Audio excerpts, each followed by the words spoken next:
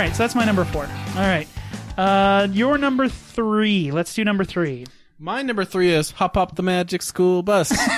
We were watching this. You had me watch this earlier. Yeah, the intro and stuff.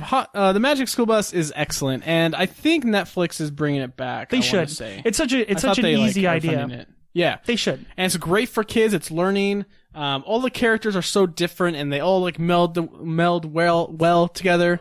Unlike that sentence. Carlos is my favorite with his puns and his bad jokes. Carlos. Yeah, they would do that, right? Yeah, exactly. But I can't remember. I can't believe you remember all that. Yeah, I love how these are like wedged into your brain. Like there's a space in your brain that only is exclusively for Magic School Bus. But it's so good and it's so smart. And like we were watching like where they go inside Ralphie's body when he's sick, and they cover all these things. It's so educational, and you may have to update it for this decade. But yeah, it's really good. They would teach you. Everyone would know what this is, right? I mean, yeah, I mean, go check it out. You know, right? But the Magic School Bus. So you have a teacher who had a Magic School Bus, and Miss she would Frizzle, was that her name? Yeah, with the little what was like the Triceratops looking lizard. Did he have a Triceratops? He was a lizard. An iguana. Yeah, and he would like save the day at the last second. There was always that character that would end up saving everybody. Yeah. Like they're traveling into their doom, and he would like, anyways. But I enjoyed it because they would like tackle like kind of like red blood cells and white blood cells, and then they would tackle like they did one with what were some of the other episodes? They've done like dinosaur ones. They've done like nature ones. I mean, just think of it. They've probably done it. Yeah, it was so cool. Such a good show, and I remember watching that in school. Like they would, you remember when they it's a rainy day, roll out the TV with the strap on it. Yeah, get the AV guy. Like that TV's gonna move. It weighed like 800 pounds. Like go ahead and try to lift that bad boy off there.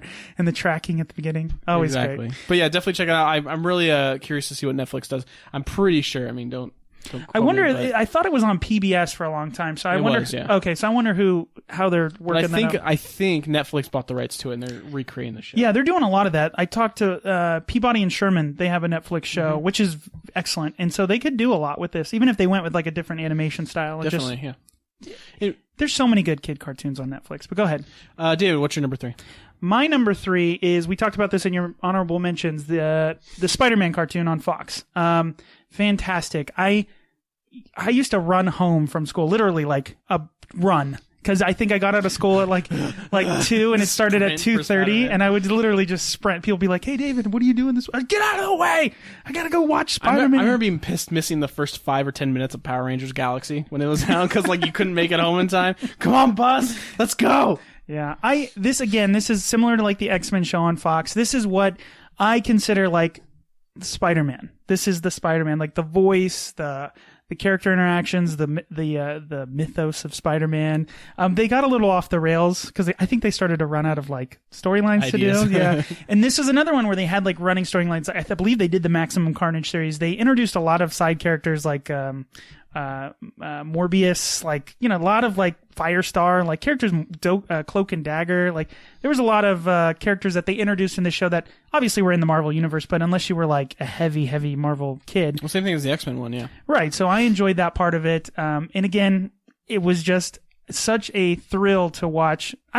This is the thing that frustrates me with Spider-Man. Now everything I've heard from the Civil War movie is like, this is the best Spider-Man ever, which yeah, I've heard that too. I cannot wait. Like, I hope that someone went like, why don't we just make the one from the 90s cartoon show? He was a very cool Peter Parker, like kind of a dick, right? Well, he wasn't like well, Andrew Garfield, I always talk about this. Andrew Garfield was a great Spider-Man. He was snarky and fun and was energetic. Which is how he was in the cartoon, right? Yeah, he was like, and he would be quirky.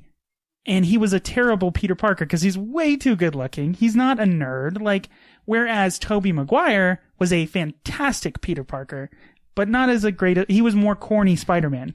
Yeah, well, the whole emo thing was so weird. But just generally, I hope that they find a good balance. And that's what the show did. Like, he was dorky when he had to, because he wore like, I remember he had like the same, I love cartoons because they always have the same clothes. Like every single episode, same pair of pants, same clothes. So Peter Parker's outfit was always like this white colored with like a blue band and a green band. Or maybe it was just all green. I don't remember, but I just remember him being dorky. And the way they would do like his spider sense, like his face, animation. Well, it wouldn't just be that. The background would be like a different, like it would have like a CGI look. Like inverted colors. Yeah, inverted colors. It was just excellent. They had such a good show. So Spider-Man, the animated series, is my number 3. Definitely go check that out. They need to, they have a lot of good ones now. Like, what is it called? Ultimate Spider-Man, and they came out with there was one that came out and it was fantastic. It only had like a season.